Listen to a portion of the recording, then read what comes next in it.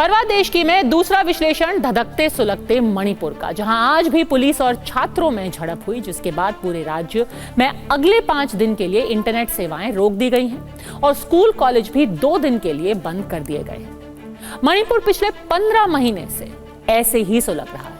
आखिर मणिपुर की आग बुझने का नाम क्यों नहीं ले रही? कौन इस आग को बार बार हवा दे रहा है? TV9 भारतवर्ष ने इसकी गहराई से पड़ताल की तो कई सनसनीखेज जानकारी सामने आई है। इसलिए परवाह देश की के इस विशेषांक में हम देखेंगे धधकते मणिपुर में किसकी चिंगारी और किसका बारूद। लेकिन सबसे पहले देखिए कि मणिपुर में पिछले 48 घंटों में क्या क्या हुआ।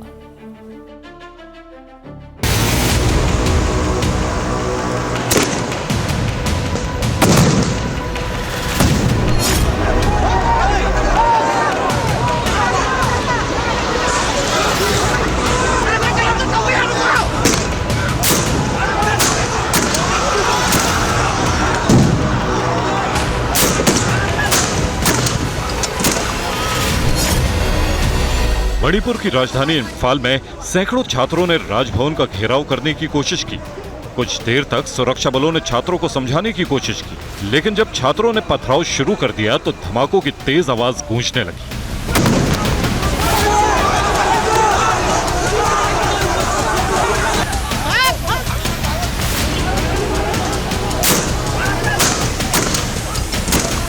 इधर से मारो, इधर डायरेक्ट मारो इनको, डायरेक्ट। सुरक्षा बलों ने राजभवन का घेराव करने पहुंचे प्रदर्शनकारियों को तितर बितर करने के लिए आंसू गैस के गोले और रबर की बुलेट्स दागी।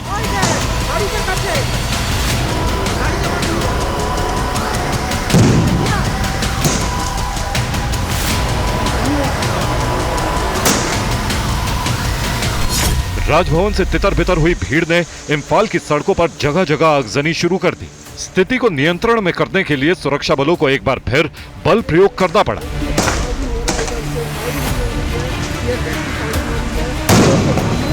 एक दिन पहले भी छात्रों ने राजभवन में घुसने की कोशिश में पत्थरबाजी की थी। जवाब में पुलिस ने आंसू गैस के गोले और रबर की गोलियां दागी तो 20 से ज्यादा लोग घायल हो गए।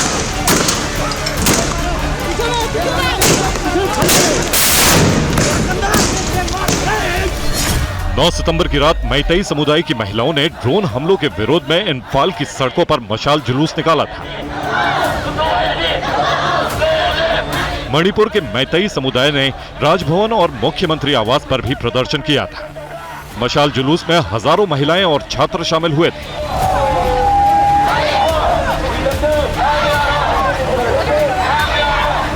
हालात और न बिगड़ जाएं, इसलिए मणिपुर के इम्फाल पूर्व, इम्फाल पश्चिम के अलावा थौबल जिले में कर्फ्यू लगा दिया है। मणिपुर में 15 सितंबर को शाम 3 बजे तक इंटरनेट भी बंद कर दिया गया है।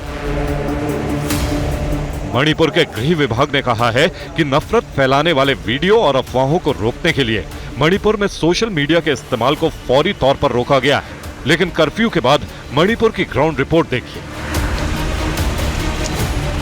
ये इम्फाल का IMA मार्केट है। ये मणिपुर का वो अकेला बाजार है जो सिर्फ महिलाएं ही संचालित करती हैं। 75वें गणतंत्र दिवस समारोह की परेड में कर्तव्य पथ पर इम्फाल के IMA बाजार यानी मदर मार्केट की झांकी दिखाई गई थी, लेकिन अभी ये बाजार बंद है और इम्फाल के चप्पे चप्पे पर सुरक्षा बलों का कड़ा पहरा है।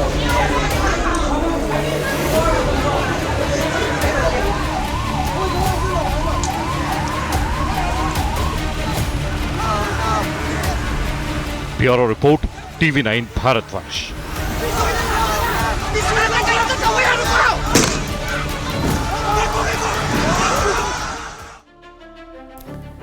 सवाल यह है कि मणिपुर के छात्र इतने गुस्से में क्यों हैं? मणिपुर में सुरक्षा बल और प्रदर्शनकारी आमने सामने क्यों आ गए हैं? मणिपुर पुलिस के मुताबिक 1 सितंबर को मणिपुर में पहला ड्रोन हमला हुआ। इम्फाल पश्चिम जिले के कोतरुक गांव में पहाड़ी के ऊपर से निचले इलाकों में फायरिंग की और ड्रोन से हमला हुआ। इसमें 2 लोगों की मौत हुई और 9 लोग घायल हो गए। 3 सितंबर को दूसरा ड्रोन हमला इम्फाल जिले के सेजम चिरांग गांव में हुआ।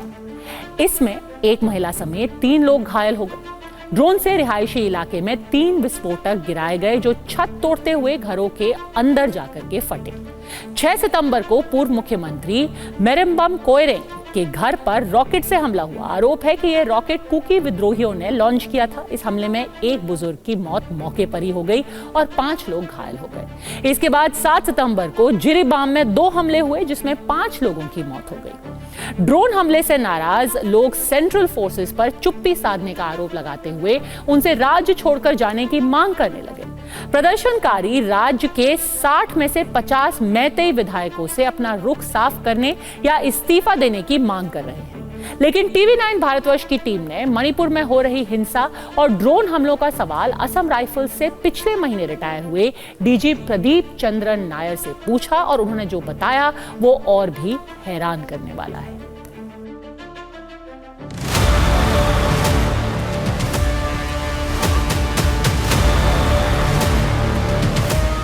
मणिपुर में ड्रोन और रॉकेट से हुए हमले की खबरों के बीच सरकार ने बड़ा कदम उठाया है। एक तरफ आर्मी के हेलीकॉप्टर के जरिए हवाई पेट्रोलिंग हो रही है तो दूसरी तरफ मणिपुर पुलिस ने एंटी ड्रोन गन की तैनाती की है। ये मणिपुर पुलिस की एंटी ड्रोन गन है। जैसे ही कहीं कोई संदिग्ध ड्रोन दिखाई देगा, मणिपुर पुलिस की एंटी ड्रोन गन उसे नीचे गिरा देगी। लेकिन क्या वाकई मणिपुर में ड्रोन से बम गिराए जा रहे हैं? मणिपुर पुलिस ने सोशल साइट एक्स पर लिखा है, 2 सितंबर 2024 को इम्फाल पश्चिम जिले के सेंजाम चिरांग मानिंग लिकाई में ड्रोन का उपयोग करके किए गए बम हमले में 3 नागरिक घायल हो गए। हमले को विफल करने के लिए सुरक्षा बल इलाके में मौजूद है। We are collecting the various evidences in the form of various drones that we have picked up, and also all the forensic kind of things that are left behind at the bombing sites by a forensic team. एक दिन पहले retire हुए Assam rifles के पूर्व DG Pradeep Chandran Nair भी मानते हैं कि मणिपुर में कुछ जगह विद्रोहियों ने ड्रोन का इस्तेमाल किया, लेकिन ड्रोन से बम गिराने की एक भी घटना नहीं हुई। ड्रोन्स इस्तेमाल ज़रूर हो रहे हैं बम ड्रॉप करने के लिए। नहीं, ड्रोन्स और क्वाडकॉप्टर्स ये दोनों ज़रूर यूज़ कर रहे हैं। अब नहीं, बहुत पहले से शुरू कर रहे हैं। कोथरूड में कोई बॉम्ब ड्रॉप नहीं हुआ है, ये गलत बात है। सब लोग तो कह रहे हैं बम गिरे हैं, इम्पैक्ट एक्सप्लोसिव्स नहीं हुआ है। अब सवाल यह है कि अगर मणिपुर में ड्रोन से बम नहीं गिराए गए तो मणिपुर पुलिस ने ऐसा दावा क्यों किया, और मणिपुर में वायरल हो रहे ड्रोन हमलों के वायरल वीडियो का सच क्या है? ये जो फोटोज़ और वीडियोज़ आप देख रहे हो, आपको पता कहाँ के? ये पैलेस्टाइन के हैं, ये म्यांमार की हैं। और ये मैंने अपने सोर्सेज से चेक किया, वहाँ के सिक्योरिटी फोर्सेस से चेक किया, और यहाँ तक सेना अध्यक्ष के साथ भी चेक किया है। उन्होंने भी मुझे ये बात कंफर्म की है कि कोई एम्युनिशन ड्रॉप नहीं हुआ है। असम राइफल्स के पूर्व डीजी ने स्वीकार किया कि पिछले कुछ दिनों से मणिपुर में पुलिस और असम राइफल्स के बीच समन्वय में कमी आई है, क्योंकि मणिपुर में पुलिस भी 2 हिस्से में बंट गई है, कुकी पुलिस और मैतेई पुलिस। मई के बाद जैसे ये घटनाएं शुरू हो गई, ये दोनों जो एथनिक ग्रुप्स हैं, मैतेई और कुकी, इनका जो डिवाइड है वो पूरा हो गया। जो मैतेई पुलिस थे वो आ गए वैली में, और जो कुकी पुलिस थे वो चले गए हिल्स में। असम राइफल्स के पूर्व डीजी ने TV9 भारतवर्ष के साथ एक्सक्लूसिव बातचीत में कहा कि सेंट्रल फोर्स ना तो किसी के पक्ष में है और ना ही विरोध में। मणिपुर में जिस तरह के हालात हैं, वहां से असम राइफल्स को हटाना घातक साबित होगा। Bureau report, TV9 Bharatvarsh. Manipur में पिछले 16 महीनों से हिंसा जारी है। हिंसा में रॉकेट से लेकर ड्रोन तक के इस्तेमाल हो रहा है। लेकिन आप समझिए कि मणिपुर में आखिर हिंसा हो क्यों रही है। मणिपुर में करीब 33 लाख लोग रहते हैं। इसमें आधे से ज्यादा यानी कि 53% मैतेई समुदाय के लोग हैं जो इम्फाल घाटी में रहते हैं, लेकिन उनके पास मणिपुर की सिर्फ 10% जमीन का अधिकार है। दूसरी तरफ करीब 40% कुकी नागा समुदाय के लोग हैं। कुकी और नागा को मणिपुर में जनजाति का दर्जा मिला हुआ है। वो पहाड़ों में बसे हुए हैं। इनके अधिकार में मणिपुर की करीब 90% जमीन है। मैतेई में ज्यादातर हिंदू और कुछ मुस्लिम भी आते हैं। नागा कुकी ईसाई धर्म को मानते हैं। मणिपुर में 3 मई 2023 से कुकी और मैतेई समुदाय के बीच आरक्षण के मुद्दे को लेकर हिंसा चल रही है। मैतेई समुदाय की मांग है कि उन्हें भी जनजाति का दर्जा दिया जाए। मणिपुर के मुख्यमंत्री एन बीरेन सिंह ने राज्य की विधानसभा को बताया कि 3 मई से शुरू हुई हिंसा में करीब 60,000 लोग विस्थापित हुए और करीब 11,1200 घर आग में जलकर राख हो चुके हैं। लेकिन मणिपुर हिंसा के पीछे का झगड़ा सिर्फ मैतेई, कुकी और नागा के बीच जमीन के झगड़े और आरक्षण के अधिकार का ही नहीं है। धधकते मणिपुर में म्यांमार के रास्ते आया चीन का बारूद भी शामिल है।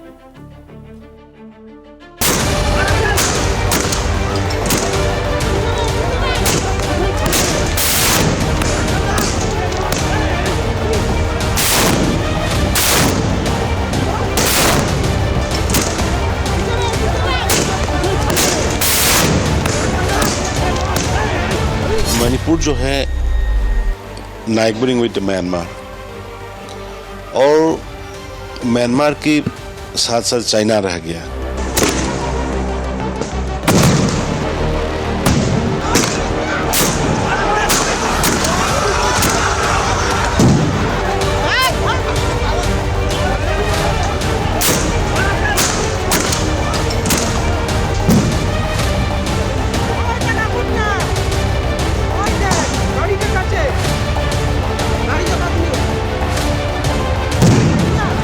मणिपुर पूर्वोत्तर के 7 सिस्टर्स राज्यों में से एक है।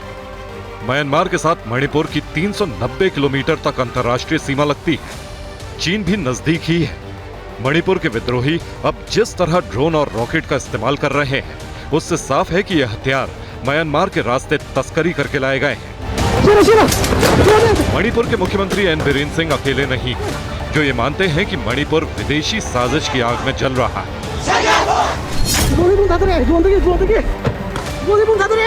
म्यांमार की हालत जो बहुत खस्ता हालत है, आपको पता है। और जो इंडिया का बॉर्डर जो है, जो रीजन इंडिया के साथ बॉर्डर करता है, चाहे वो चिन का प्रांत हो या सगाइन का हो या कचिन का हो, ये तीनों ही बहुत ही अंडर डेवलप्ड हैं। मतलब लोगों को 2 वक्त की रोटी नहीं मिलती वहाँ पे। तो ये लोग क्या करते हैं, ये लोग हथियार स्मगलिंग करने में व्यस्त हो जाते हैं। तलाशी अभियान के दौरान मणिपुर पुलिस और असम राइफल्स को विद्रोहियों के पास से कई ऐसे हथियार मिले हैं जो इस साजिश के पीछे विदेशी साजिश का सबूत दे रहे हैं। दुनिया जानती है कि विस्तारवादी चीन की नजर भारत के पूर्वोत्तर हिस्से और खासकर अरुणाचल प्रदेश पर है।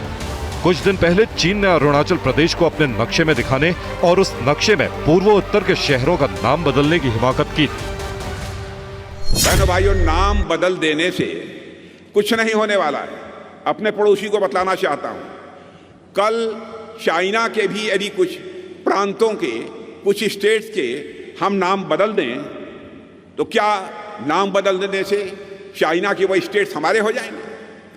इस गफलत में चाइना को नहीं रहना चाहिए।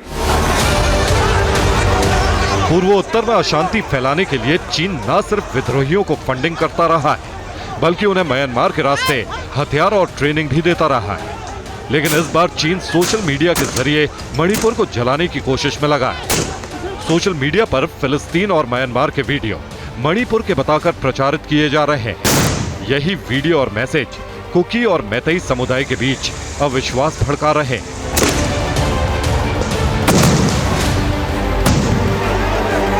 Bureau report, TV9 Bharatvarsh.